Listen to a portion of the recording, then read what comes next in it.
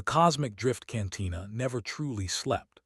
Even at what passed for late night on Wanderer's Rest Station, the establishment hummed with the low murmur of a dozen species conducting business best kept out of official records. Lyss moved between the tables with practiced grace, her tray balanced perfectly as she navigated the cramped space between a Tharn merchant and a group of K-Theran engineers arguing over schematics. To the casual observer, she was simply another server, competent, polite, forgettable. But those who knew what to look for would notice the details that marked her as something else entirely.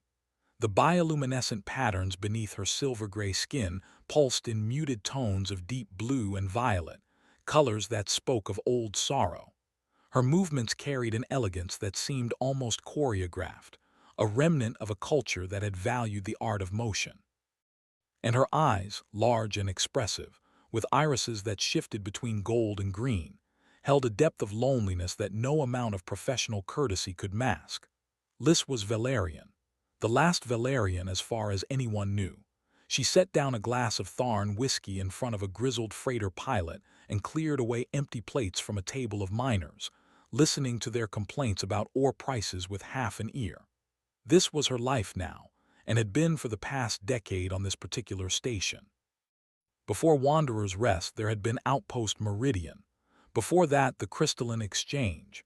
A string of frontier stations, each more remote than the last, each a place where questions weren't asked and a solitary alien woman could fade into the background. It was better this way, she told herself. Safer. Connections meant pain, and she had experienced enough pain to last several lifetimes. 30 years ago, when Lyss was only 5 years old, the crimson rot had swept through Velarian space like wildfire through dry grass. The plague had been swift, merciless, and thoroughly devastating. Velarian physiology, for all its beauty and adaptability, had proven catastrophically vulnerable to the pathogen. Within 6 months, 99.9% of her species had died. The Galactic Medical Consortium had worked frantically for a cure, but by the time they succeeded, there was no one left to save. Almost no one. Lyss had been among a handful of children evacuated on medical research vessels, kept in sterile isolation while doctors studied their immune responses.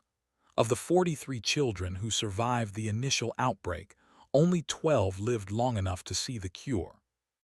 And over the following years, as the reality of their situation settled in, those 12 had dwindled.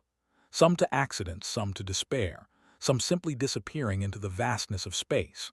For the past 8 years, Lyss had been the only one, the last keeper of a culture that had spanned 3 star systems, the final speaker of a language that had once produced poetry so beautiful that other species paid vast sums just to hear recordings. She was a living museum, a relic, a curiosity. She hated it. The cantina's entrance chimed, and Lyss glanced up out of habit. A human woman entered, looking around with the careful assessment of someone unfamiliar with the establishment. She was perhaps in her early 40s, with dark hair pulled back in a practical bun and the kind of tan that came from working under various suns. Her clothes were functional, cargo pants, a worn jacket, sturdy boots, and she carried a datapad under one arm. The woman chose a corner table, one with a good view of the room, and settled in with the air of someone planning to stay a while. Lyss approached, pulling out her datapad to take the order. "Welcome to the Cosmic Drift. What can I get you?" The human looked up and smiled. "Coffee if you have it, real coffee, not the synthetic stuff." "We have actual Earth import," Lyss confirmed. "Expensive though. Worth it. And whatever you'd recommend for food. I've been eating ration bars for 2 weeks." Lyss input the order and turned to go, but the human spoke again. "You're Velarian, aren't you?" Lyss felt the familiar tightening in her chest. Here it came, the pity, the uncomfortable questions, the well-meaning sympathy that always made her feel like a tragic character in someone else's story. She turned back, keeping her expression neutral. "Yes." But the human's expression held something different, not pity but genuine interest. "I'm Dr. Keiko Tanaka. I'm an archaeologist specializing in extinct civilizations. I've read about Velarian culture, the light festivals, the philosophy of Velsha, the architectural integration with bioluminescent organisms. It must have been extraordinary." Lyss blinked, caught off guard. Most people either avoided the topic entirely or expressed condolences before quickly changing the subject. No one asked about what had been. No one cared about the culture, only the tragedy. "It was," she said quietly. Then before she could stop herself, "Are you staying on the station long?" "About a week. I'm resupplying before heading into the Veil Nebula." "That's dangerous territory," Keiko shrugged. "The interesting places usually are. I'll get that coffee whenever you have a chance." Over the following days, Keiko became a regular fixture at the Cosmic Drift. She came in every evening, always choosing the same corner table, always ordering coffee and whatever Lyss recommended, and she always asked questions. Not invasive questions, not the uncomfortable "what was it like to lose everyone" questions that Lyss dreaded. Instead, Keiko wanted to know about daily life. What did Velarian children learn in school? What games did they play? What did traditional meals consist of? What were the courtship rituals, the coming-of-age ceremonies, the funeral rites? At first, Lyss answered briefly, reluctant to open old wounds. But Keiko listened with such genuine fascination, taking notes and asking follow-up questions, that gradually Lyss found herself talking more. She described the singing festivals, where entire cities would gather at dusk and create symphonies of light and sound, each person's bioluminescence contributing to elaborate patterns that told stories without words. She explained Velsha, the Velarian concept that every being was connected through invisible threads of influence and obligation, and that harmony came from recognizing and honoring those connections. She even found herself talking about Kira fruit, a Velarian delicacy that grew only on the homeworld. It had tasted like honey and starlight, if starlight had a flavor, and its juice had made one's bioluminescence glow brighter for hours afterward. Lyss had been too young to appreciate it properly when she last tasted it, and now she never would again. "I'm recording all of this with your permission," Keiko said one evening. "There's a human archive of lost cultures. We preserve everything we can: languages, customs, stories. Even if the people are gone, the culture deserves to be remembered." "Why?" Lyss asked, and immediately regretted the question. It sounded accusatory when she'd meant it as genuine curiosity, but Keiko didn't take offense. She set down her coffee and looked out the viewport at the stars beyond. "My grandmother was from Jeju Island on Earth. She spoke Jeju language, a dialect that existed for thousands of years.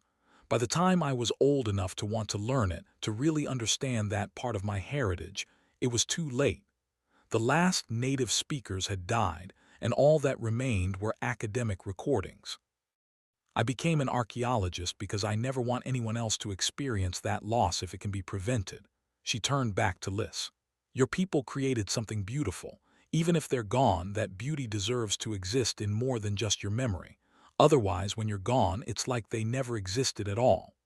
Lyss felt her bioluminescence flicker, a pale orange, the color of suppressed grief. No one had ever framed it that way before. She wasn't just the last Velarian. She was the last witness, the final record. And someday, when she died, it would all disappear as if it had never been. The thought was crushing. On Keiko's 6th day at the station, she invited Lyss to join her after the cantina closed. They sat in the observation deck, a small room with a transparent dome that offered a view of the starfield beyond the station. Keiko pulled up holographic displays showing stellar charts and energy readings. "This is why I'm heading to the Veil Nebula," Keiko explained. "I've been detecting unusual energy signatures, faint but consistent with old cryostasis systems running on backup power." Lyss studied the readings. The Veil Nebula was a massive cloud of ionized gas and dust, beautiful but treacherous. Ships avoided it due to the plasma storms and sensor interference. There are dozens of derelicts in that region. Smugglers, pirates, failed colony ships. The nebula is like a graveyard. True. But most of those give off different signatures: decaying reactors, leaking fuel cells. This is different. It's too steady, too controlled. Something in there is still actively powered and has been for a very long time. Lyss felt a strange flutter in her chest. The Veil Nebula bordered what had once been Velarian space. She'd never paid much attention to it. Why would she? It was empty, worthless. But now, looking at Keiko's charts, a fragment of memory surfaced. Her grandmother in the years before the plague telling stories to young Lyss, tales of the ancient days when Velarians first reached for the stars. There was a legend, Lyss said slowly. I barely remember it. My grandmother told me once. The Second Fleet, they called it. Centuries ago, when Velarians were still new to space travel, they sent out a massive colony expedition. Hundreds of ships, tens of thousands of people. They were supposed to establish settlements in distant systems to spread Velarian culture to the stars. What happened to them? They were never heard from again. Lost to accidents, navigation failures, who knows? It became a cautionary tale about hubris, about reaching too far too fast. Lyss paused, then pulled up a star chart from memory, overlaying it on Keiko's display. But if I'm remembering correctly, their intended route would have taken them through. There. The trajectory line passed directly through the region where Keiko's energy signatures originated. Keiko's eyes widened. She began running calculations, cross-referencing the legend's time frame with the age of the energy signatures. The more data she processed, the more animated she became. Lyss, this fits. The power signature is consistent with technology from that era. If a colony ship suffered a catastrophic navigation failure in the nebula, they might have gone into emergency cryo-sleep, hoping someone would find them. The backup reactors could have kept them alive for centuries. That's impossible, Lyss said, but her voice lacked conviction. Her bioluminescence had shifted to a pale yellow, the color of cautious hope, something she hadn't felt in years. Maybe, probably, but what if it's not? Keiko turned to face her fully. I have to check. I have to know. That night, Lyss couldn't sleep. She lay in her tiny quarters, staring at the ceiling, mind racing. What if Keiko was right? What if, somewhere in that nebula, thousands of Velarians slept in cryostasis, preserved, waiting? The thought was intoxicating. She wouldn't be alone anymore. The culture wouldn't die with her. But the hope terrified her more than the loneliness ever had. Hope meant vulnerability. Hope meant the possibility of catastrophic disappointment. She'd spent 30 years learning to live without hope, building walls around her heart to keep the pain manageable. If she let herself believe, even for a moment, and then lost everything again. She almost didn't go to the cantina the next day. But habit and rent forced her back to work, and when Keiko came in, Lyss couldn't help but ask about the expedition. That's the problem, Keiko said, frustration evident in her voice. I don't have the resources. The nebula is a 3-week round trip, and I need better scanning equipment, extra fuel cells, emergency supplies. I've called in every favor I have, contacted every grant foundation, even reached out to the Galactic Exploration Fund. No one's interested. There's no profit in exploring dead space, and without proof, it's just speculation. Lyss set down the coffee she'd been holding. How much do you need? More than I have. I've been saving for years, but this equipment. Keiko pulled up a cost estimate. The number was substantial but not impossible. Lyss made a decision that surprised her. I'll fund it. What? No, I couldn't ask you to. You're not asking, I'm offering. Lyss pulled up her own financial records. 25 years of tips and wages, carefully saved because she had nothing to spend them on. No family to support, no home to maintain, no future to plan for. Just numbers accumulating in an account because existing required money. If there's even a chance, even the smallest possibility, I have to know, we have to know. Keiko studied her for a long moment, then nodded. Okay, but you're coming with me. I'm a waitress, not an explorer. You're the only person alive who knows Velarian history, language, and culture. If we find that ship, I'll need you to interface with their systems, interpret their logs, help them understand what's happened. Besides, Keiko added with a slight smile, you have the right to be there. This is your family we're looking for. The station administrator, a Tharn named Grellix, tried to talk them out of it. He stood in his office, his crystalline exoskeleton clicking in agitation as he reviewed their flight plan. The Veil Nebula is a death trap, he insisted. Plasma storms, navigation hazards, sensor dead zones, even experienced pilots avoid it. And for what? A ghost story and some energy readings that could be anything. We're going, Keiko said simply.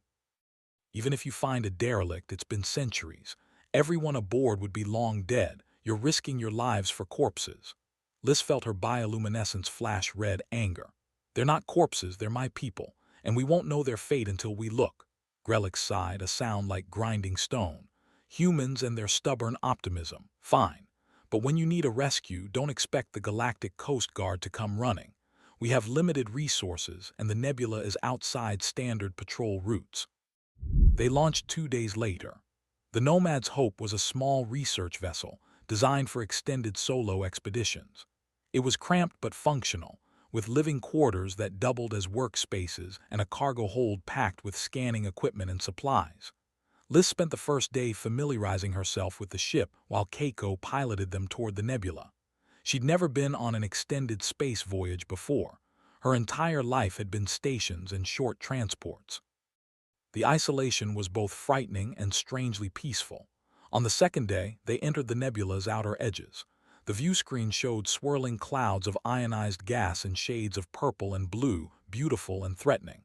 Keiko navigated carefully, using old human naval techniques when the sensors became unreliable. "Dead reckoning," she explained. "Plotting position based on speed, direction, and time. Low tech, but it works when you can't trust your instruments." They talked during the long hours of travel. Keiko shared stories of her previous expeditions, a lost colony of silicon-based life forms, the ruins of the Zendari civilization, an entire city preserved in ice on a rogue planet. She spoke with passion about the importance of understanding the past, of learning from those who came before. Lyss found herself sharing deeper memories. She talked about the day the evacuation ship had left Velarian Prime, how she'd cried for her parents who had already succumbed to the plague. She described the years in medical isolation, watching through glass as doctors studied her while other children died in nearby rooms. She admitted the guilt she carried, survivor's guilt, the human doctors had called it, for living when everyone else had died. "You were 5 years old," Keiko said gently. "You didn't choose to survive, it just happened. But why me? Why not someone older, someone who could have preserved more of the culture, someone who actually understood what we were losing? Maybe that's exactly why it was you. You have to live with the weight of remembering so you understand how precious it is. An older person might have taken it for granted." On the third day, they detected the energy signature more clearly. Keiko adjusted their course, following the trail deeper into the nebula. The journey was tense. Twice they had to divert around plasma storms. Once their hull was struck by debris, a terrifying moment of alarms and frantic repairs. But they pressed on, and on the fourth day they found it. Emerging from a bank of purple gas, the ship appeared like a vision from a dream. It was massive, a generation ship designed to carry thousands of people and everything they needed to start a new civilization. The hull was ancient, scarred by centuries of micrometeorite impacts and exposure to the nebula's radiation, but intact. And along its surface, barely visible, were patterns. Velarian script and decorative art, the flowing calligraphy that had adorned every important structure in Velarian space. Lyss pressed her hand against the view screen, her bioluminescence blazing in colors she hadn't displayed in years, bright gold and brilliant blue, joy and disbelief warring within her. She read the name emblazoned on the hull, Velshura, Hope's Journey. "We found them," she whispered. "We actually found them." Keiko worked quickly, scanning the ship with every instrument at their disposal. Life support was minimal but present. The cryo systems were active. The power readings, while low, were steady. She accessed the ship's external computers, pulling up logs and status reports. "There are people inside," she said, her voice thick with emotion. 52,043 individuals in cryostasis. The logs say they launched 340 years ago. Navigation failure stranded them in the nebula. Rather than die slowly, they chose to sleep, hoping rescue would come. "Are they alive? Can we wake them?" Keiko studied the readings carefully. "The cryopods are functioning, but barely. They're running on backup power and those systems are degrading. I'd estimate they have maybe 6 months before cascade failure, maybe less, 6 months. After 3.5 centuries of waiting, her people had 6 months left unless someone intervened." "We need help," Lyss said. "Massive help. Medical teams, power generators, supplies. This is beyond what the two of us can manage." They docked with the Velshura and boarded, moving through corridors that hadn't seen life in over 3 centuries. The ship was a museum of Velarian culture. Artwork covered the walls, flowing murals that would have glowed with bioluminescent paint when the ship was active. Living quarters were designed with the rounded, organic architecture that Velarians preferred. There was a garden section, long dead now, where food would have been grown, a performance hall for festivals, a library filled with physical books and data archives, and everywhere cryopods, thousands upon thousands of them, their status lights blinking in patient rhythm. Lyss walked through the bays, looking at the faces visible through the transparent covers. Old and young, families grouped together, each pod labeled with names written in the flowing Velarian script. These were her people. Not abstractions or memories, but real individuals with lives and dreams, preserved by chance and now on the edge of extinction. In one bay, she found a pod containing an elderly woman, her face peaceful in sleep. The label identified her as Shiara Velnomia, cultural keeper. Lyss remembered that title. It was given to those who memorized the histories, the songs, the stories that defined Velarian identity. Before the plague, every major settlement had cultural keepers who could recite thousands of years of history without error. This woman held knowledge that Lyss had never learned, memories of a Velaria that Lyss barely remembered. If they could save her, save all of them, the culture wouldn't die. It would live again. They returned to the nomad's hope, and Keiko immediately began sending messages. She contacted the Galactic Council first, as protocol required. Their response came within hours. They would dispatch a survey team to verify the findings. Estimated arrival time, 3 weeks. 3 weeks later, the survey team confirmed everything and submitted their report. The Council's response came another week after that, and it was devastating in its bureaucratic efficiency. The message was delivered by a Tharn counselor via holographic transmission, his crystalline face expressionless. The Galactic Council acknowledges the discovery of 52,000 Velarian individuals in cryostasis. However, given the significant resource expenditure required for revival and integration, and considering the Velarian species' lack of economic infrastructure, political representation, or territorial claims, the Council has determined that immediate revival is not economically feasible. Lyss felt something inside her break. Not economically feasible. These are people, not a budget item. We sympathize with your situation, the counselor continued, as if she hadn't spoken. The Council recommends maintaining current cryostasis until such time as viable funding sources can be identified. We will authorize minimal maintenance to extend the cryosystem's operational lifespan while alternative solutions are explored. Alternative solutions. Keiko's voice was dangerously quiet. They have 6 months, maybe less. By the time your committee finishes exploring alternatives, they'll all be dead. Regrettably, the galaxy has limited resources. We must allocate them where they will do the most good for the most beings. The cost of reviving 52,000 individuals, providing them with housing, medical care, and integration support, would strain multiple planetary budgets. It is simply not practical. The transmission ended. Lyss stood frozen, her bioluminescence a dark, pulsing red, the color of rage and despair mixed together. She'd been so close. Her people were right there, alive, waiting. And the galaxy's response was that saving them wasn't worth the expense. Grellix, who had witnessed the transmission, clicked his exoskeleton sympathetically. I'm sorry, truly, but the Council's decision is final. They're not wrong about the costs. Revival operations on that scale would be extraordinarily expensive. So we do nothing, Lyss asked, her voice hollow. We just let them die because it's too expensive to care. I'm afraid there's no alternative, unless you happen to have access to multiple planetary-scale economies. Keiko had been silent throughout the exchange, but now she looked up from her datapad and Lyss saw something fierce in her eyes. Actually, Keiko said, I might. That night, working furiously in her quarters aboard the Nomad's Hope, Keiko drafted a message. Not to governments or councils, but to the sprawling, chaotic network of human colonies, research stations, trading posts, and independent operations scattered across explored space. She titled it simply, They Deserve to Live. The message contained everything. Lyss's story, the history of the Velarian plague, the discovery of the Velshura, the Council's decision. Keiko included recordings of Velarian culture that Lyss had shared, footage of the generation ship, images of the cryopods with their sleeping passengers. She laid out exactly what was needed: power generators, medical supplies, transport ships, cryo-revival specialists, and funding to support 52,000 people while they rebuilt their lives. Then she added a simple request: help if you can. Give what you're able. They're strangers to us, but they're people who deserve a chance. Isn't that what humanity does? Isn't that who we are? She broadcasted across every human network she could access. The response was immediate and overwhelming. Within hours, donations began flooding in.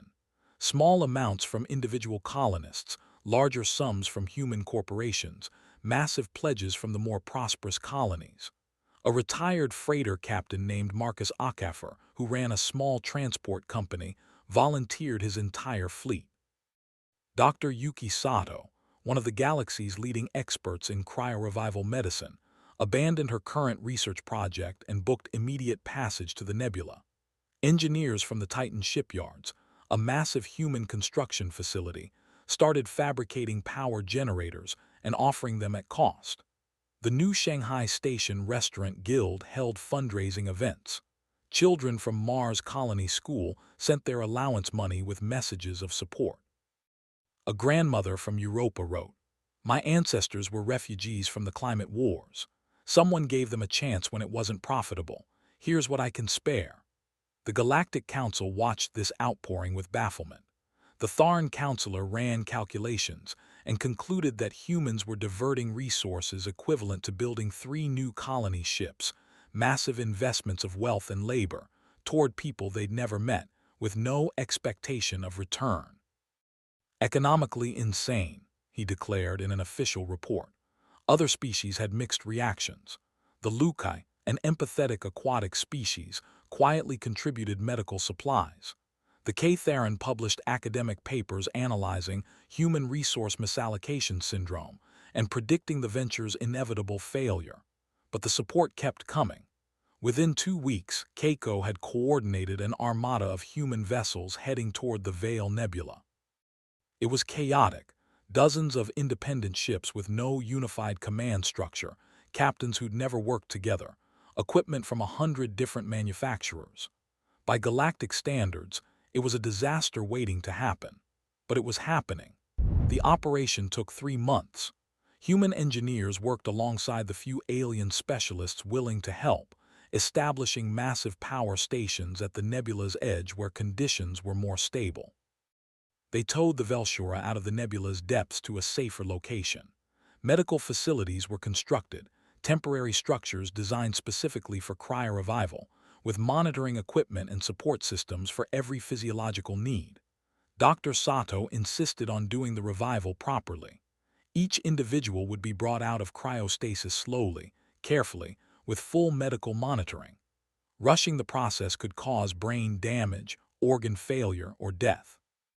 It meant the operation would take months, but Sato was adamant. They hadn't come this far to lose people to carelessness. The first to be revived was Shiara Velnomia, the cultural keeper. Lyss insisted on being present, and Sato allowed it. They stood in the medical bay as Shiara's cryopod began the warming sequence, its internal systems gradually raising her body temperature and restarting biological processes that had been suspended for over 3 centuries. It took 6 hours. Lyss watched every moment, her bioluminescence shifting through a spectrum of anxious colors. When Shiara's eyes finally opened, confused and unfocused, Lyss leaned over the pod.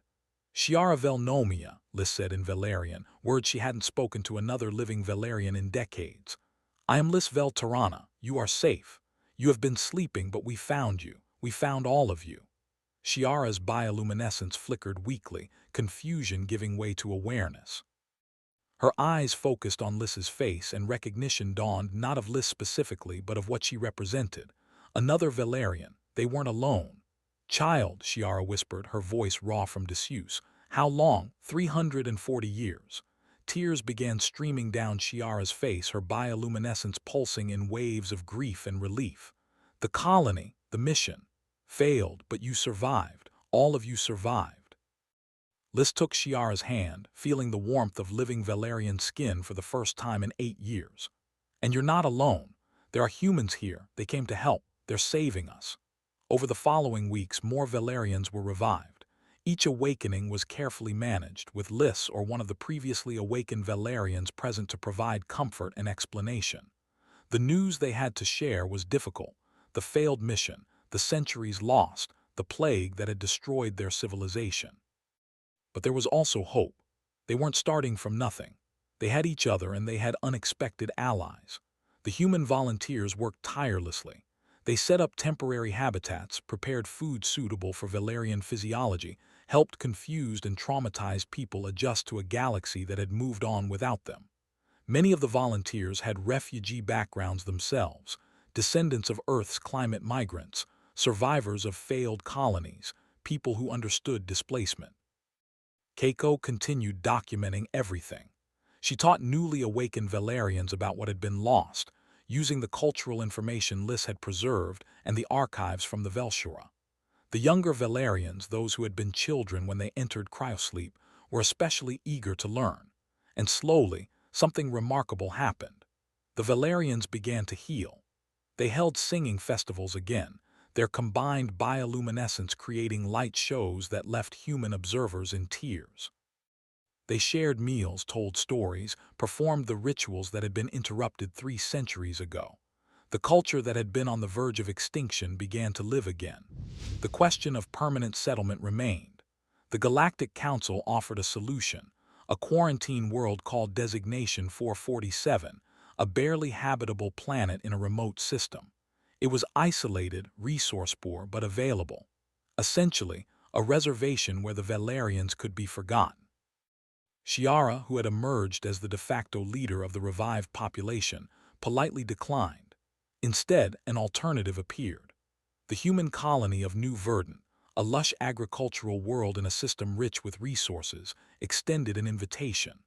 The colony had been founded by climate refugees from Earth and had always maintained an open immigration policy. They offered the Velarians an entire continent, land to settle, resources to build, and most importantly, partnership rather than charity. "We need what you can offer," the colony's representative explained. "Your knowledge of bioluminescent agriculture could revolutionize our farming. Your architectural techniques are perfectly suited for our climate. And honestly, we believe a world is better with multiple cultures contributing to it. You won't be guests or dependents. You'll be citizens, partners in building something new." Shiara consulted with the other Velarians, but the decision was unanimous. They accepted. 5 years passed. New Verdant transformed. Velarian settlements dotted the southern continent, their organic architecture blending seamlessly with human structures. At night, the Velarian districts glowed with bioluminescent displays, festivals, celebrations, and memorials for those who had been lost to the plague. Mixed human Velarian communities sprouted up along the borders, places where both cultures influenced each other. The Velarian Cultural Center stood at the heart of the largest settlement, a building designed in traditional style but built with modern materials. Lyss stood in its main hall, watching as children, both Velarian and human, practiced Velarian calligraphy under the guidance of Shiara. The old cultural keeper had found new purpose in teaching, passing on knowledge that had nearly died. Lyss herself had become something she'd never imagined: a teacher and cultural ambassador. She no longer served drinks in forgotten cantinas. Instead, she bridged the gap between Velarian past and present, helping her people understand the galaxy they'd awakened to while preserving the culture they'd brought from the past. Keiko visited for the cultural center's official dedication ceremony. She'd been traveling, documenting other lost cultures, but she'd made a point of being here for this occasion. As they stood together watching the celebration, Keiko mentioned that she'd been nominated for the Galactic Prize for Cultural Preservation. "You deserve it," Lyss said. "I just followed an energy signature. Thousands of humans made this happen. They're the ones who deserve recognition. You did something other species wouldn't. You looked. You cared. You treated us like we mattered, not like we were a budget problem." The celebration that evening was a joint human-Velarian harvest festival. Both species' traditions blended seamlessly. Humans teaching Velarians earthfolk dances, Velarians teaching humans the art of light songs, where bioluminescence and voice created layered performances. Food from both cultures covered long tables, and laughter echoed through the warm night air. Shiara sat surrounded by her great-grandchildren, born from genetic material she'd preserved before entering cryo-sleep, now playing with human children and learning two cultures simultaneously. Her bioluminescence glowed in patterns of deep contentment, the color of a life well lived and a purpose fulfilled. A Tharn observer, sent by the Council to study the human anomaly, recorded detailed notes. His official report concluded, "Economic analysis indicates this venture should have failed catastrophically. Resource allocation was inefficient, coordination was chaotic, and return on investment remains negligible. However, the colony has exceeded all projected development benchmarks. Cultural exchange has produced innovations in agriculture, architecture, and social organization. Conclusion: human decision-making protocols remain incomprehensible but demonstrably effective. Further study warranted."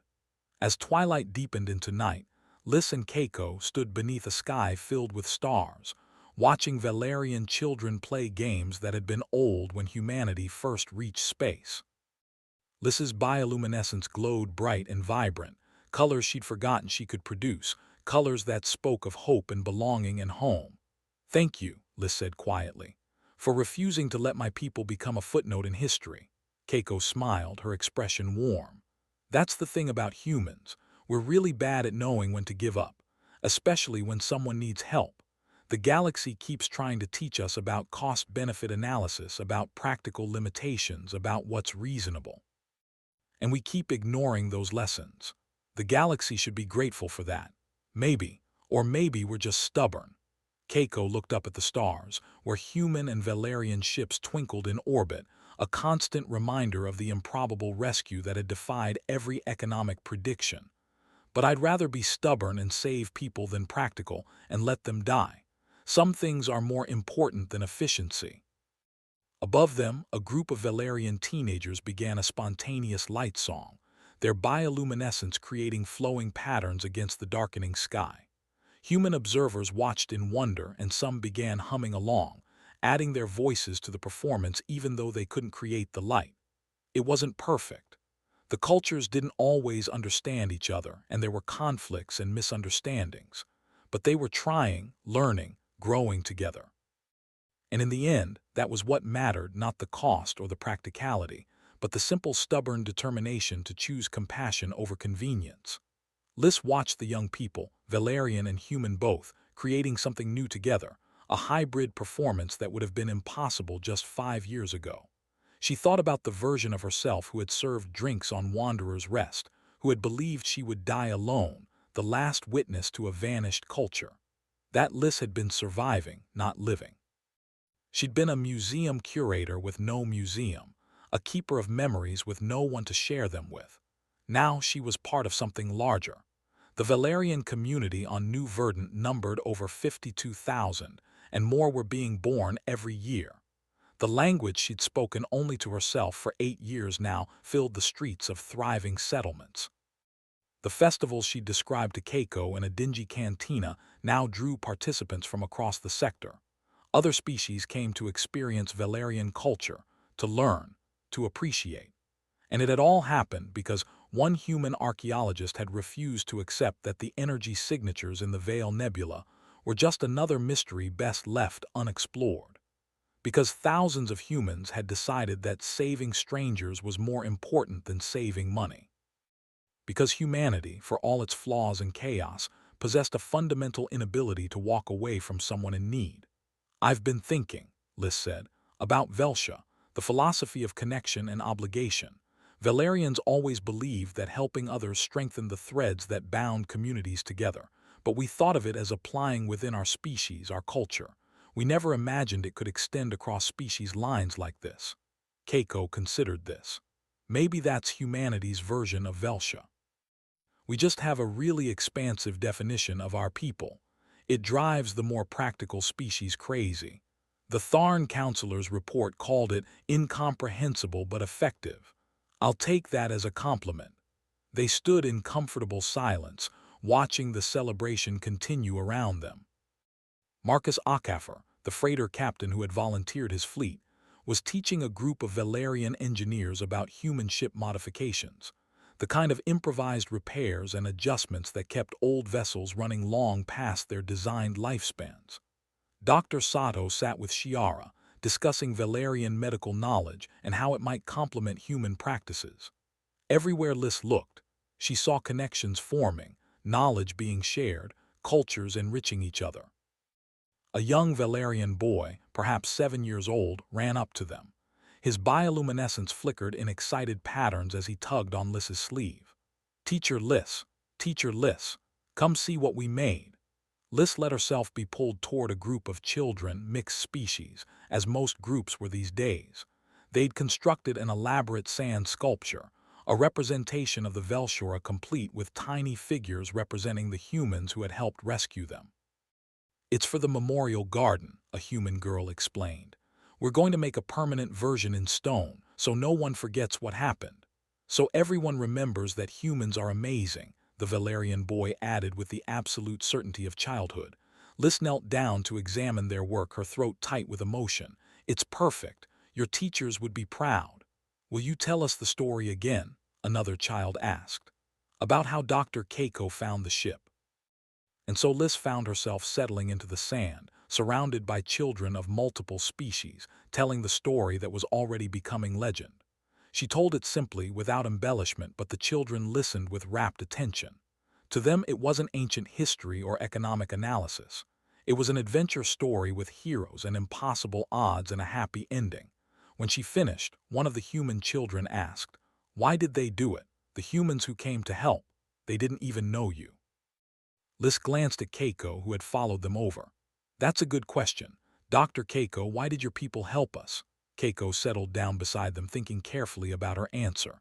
"Because we could, because it was the right thing to do, and because humans know what it's like to be counted out. Earth almost didn't make it, climate collapse, resource wars, all of it. Other species wrote us off as a failed experiment, but we survived by helping each other, by refusing to leave anyone behind. I think that became part of who we are. When we see someone who needs help, someone the galaxy has written off as too expensive or not worth saving, we remember when that was us, and we refuse to accept it." The children seemed satisfied with this answer, though Lyss suspected they didn't fully grasp its implications. They would, eventually. The story would be taught in schools, analyzed by historians, debated by philosophers. But for now, it was simply a story about good people doing good things, and that was enough. As the evening wore on and the celebration began to wind down, families started heading home. The Velarian settlements glowed softly in the darkness, bioluminescent lighting making them visible from orbit. It was beautiful and strange and utterly different from anything that had existed before, a new expression of Velarian culture, influenced by human practicality and shaped by shared experience. Shiara approached them, moving with the careful deliberateness of someone still adjusting to a body that had aged 5 years while her mind insisted it had only been a day since entering cryo-sleep. She'd adapted remarkably well, but there were moments when the weight of lost centuries showed in her eyes. "I wanted to thank you again," Shiara said to Keiko. "Not just for finding us, but for everything that came after. You could have simply reported our location and moved on. Instead, you fought for us. Risked everything for strangers." "I had help," Keiko reminded her. "Thousands of people helped." "Yes, your entire species seems to have this peculiar habit." Shiara's bioluminescence flickered in a pattern that Lyss recognized as wry amusement. "The Galactic Council still doesn't understand it. I attend their sessions sometimes as the Velarian representative. They keep asking me to explain human behavior in terms they can quantify. They want equations, cost-benefit analyses, evolutionary advantages." "What do you tell them?" Lyss asked. "That some things can't be quantified. That compassion isn't a resource to be allocated efficiently. It's a fundamental value that shapes all other decisions."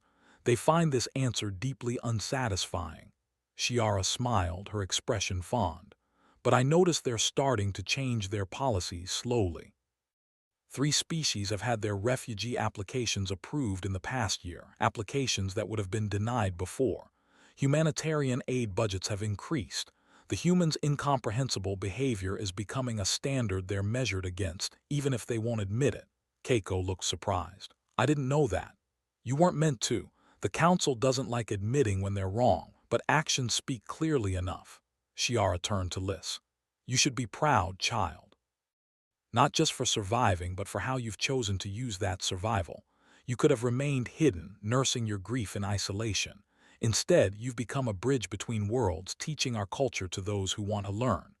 Lyss felt her bioluminescence shift to warm orange, the color of humble gratitude. I just did what needed doing, as did the humans. And that, I think, is the true lesson here. Greatness isn't about grand gestures or impossible heroics. It's about seeing what needs doing and doing it, regardless of whether it's practical or profitable or properly appreciated. A call came from across the plaza. Shiara's family was ready to depart. She clasped both Lyss and Keiko's hands in the traditional Velarian farewell, her bioluminescence pulsing in a pattern that meant, may our threads remain connected. As Shiara walked away, Lyss watched her go with a sense of peace she'd never expected to feel. For 30 years, she'd been the last Velarian, carrying the weight of an entire culture on her shoulders. Now that weight was shared among thousands, and the burden had transformed into something else entirely. A responsibility, yes, but also a joy. The culture wasn't dying with her. It was growing, evolving, becoming something new while honoring what had been. I should probably head back to my ship soon, Keiko said. I have another expedition scheduled, ruins on Kepler 442b that might be pre-contact human colonies. You'll come back, though. Of course. This is the best success story I've ever been part of. I wouldn't miss watching it continue. Keiko paused, then added, besides, I promised those kids I'd tell them about the time I found a floating city on Europa. Can't disappoint my audience. They walked together toward the landing area where Keiko's ship waited. The Nomad's hope looked exactly as it had 5 years ago, battered, patched, held together by determination and improvisation. It was the perfect metaphor for human exploration, Lyss thought. Nothing fancy or elegant, just functional equipment pushed past its limits by people who refused to accept that some things were impossible. Keiko, Lyss said as they reached the ship. What you did, what all the humans did, it wasn't incomprehensible. It was the most human thing imaginable. You saw people who needed help and you helped them, simple as that. Maybe that's what makes it incomprehensible to everyone else, Keiko suggested. The simplicity of it. Other species have elaborate philosophical frameworks for determining who deserves aid and under what circumstances. Humans just ask, do they need help? And if the answer is yes, we show up. It's not sophisticated, but it works. It works better than sophisticated, Lyss corrected. Sophisticated would have let my people die in their sleep, their existence reduced to a footnote in somebody's economic report. Simple saved them. Keiko climbed the boarding ramp, then turned back. Take care of them, Lyss. Take care of each other. And remember, you're not the last anymore. You're not even alone. You've got 52,000 Velarians and about 8 million humans who consider you family now. I know, and I'll never stop being grateful for that. The ship lifted off smoothly, its engines glowing against the night sky as it climbed toward orbit. Lyss stood watching until it disappeared among the stars, then turned back toward the settlement. Her home, her community, her future. As she walked through the glowing streets, greeting neighbors in Velarian and Standard both, she thought about the question the human child had asked. Why did they do it? The question would be analyzed and debated for generations, she suspected. Scholars would write papers, philosophers would construct elaborate theories, economists would run models trying to understand the decision-making process. But Lyss knew the answer, had known it from the moment Keiko first sat down in the Cosmic Drift Cantina and asked about Velarian culture with genuine interest. Humans helped because they were human, because their history had taught them the value of compassion, and their culture had made it a core virtue. Because they'd rather be incomprehensible and kind than coldly rational and cruel. The galaxy was vast, filled with species both ancient and young, each with their own values and priorities. But humanity had brought something unique to that galactic community, a stubborn, irrational, absolutely invaluable refusal to calculate the cost of caring. And because of that refusal, Lyss Vel was no longer the last Velarian. She was one among many, a member of a thriving community, a teacher helping to ensure her culture would survive another 1,000 years. As she reached her quarters, she paused to look up at the stars one more time. Somewhere out there, Keiko was already planning her next expedition, already searching for the next lost culture to preserve. And somewhere out there, humans were being human, helping strangers, defying economics, proving that compassion was not a luxury but a necessity. The galaxy might never fully understand humans, but it was better for their presence whether it understood or not. Lyss's bioluminescence glowed bright and warm as she finally turned in for the night, the colors speaking of contentment and hope and belonging, emotions she'd thought lost forever, now as natural as breathing. She was home, and home was filled with her people, both the ones she'd been born among and the ones who'd chosen to save them. That was more than enough. That was everything.